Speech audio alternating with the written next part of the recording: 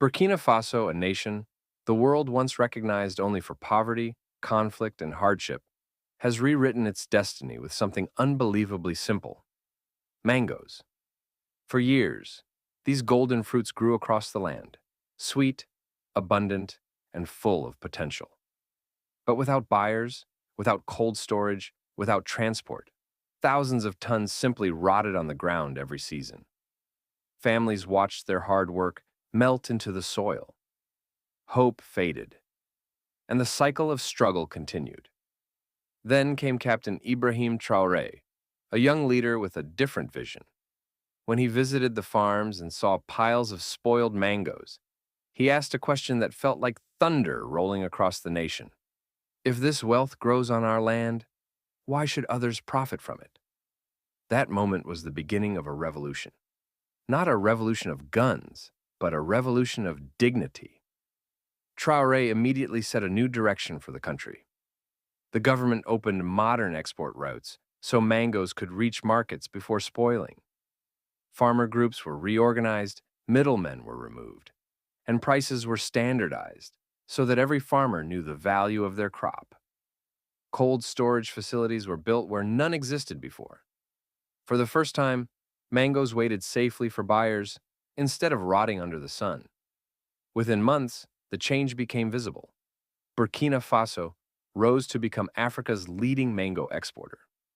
European and Asian buyers, who once dictated prices, suddenly had to negotiate on Burkina Faso's terms. The world had to acknowledge a new agricultural power. But Traoré didn't stop there. In the outskirts of Burkina Faso stood a forgotten building, the Defani Juice Factory, closed since 2010. Dust-covered machines, broken windows, and silence. Most leaders would have ignored it.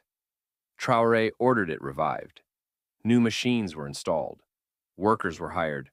Production lines roared back to life. And for the first time in many years, Burkina Faso didn't just export raw mangoes. It created its own products: bottled mango juice, concentrates, dried mango, puree, and value-added goods, proudly carrying the Burkina name. This was more than business. It was freedom. Rwanda had done it with coffee. Ghana had done it with cocoa. Now Burkina Faso did it with mangoes. With every bottle, the message was clear. Burkina Faso will no longer be a supplier of raw materials. It will be a producer of finished goods. The results were powerful. Mango export income doubled. Jobs tripled. Young people returned to rural areas because farming suddenly had a future. Poverty levels dropped. A new agricultural identity was born. Other African countries began to watch closely.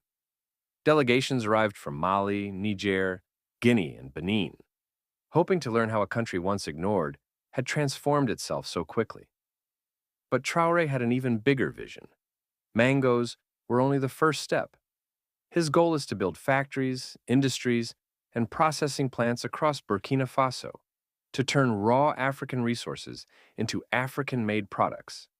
And today, when a bottle of mango juice from Burkina Faso reaches a supermarket shelf in Europe or Asia, it carries more than flavor. It carries pride. It carries resistance. It carries the voice of farmers who were once forgotten. This is not just the story of a fruit. This is the story of a nation rising from the ground up. A nation declaring to the world, "We are not poor. We were kept poor, and now we are taking back what is ours." Captain Ibrahim Traoré has shown Africa something powerful: that true independence starts when a nation controls its own resources. And through mangoes, Burkina Faso has proven a truth the world can no longer ignore. When a nation owns its wealth, it owns its future.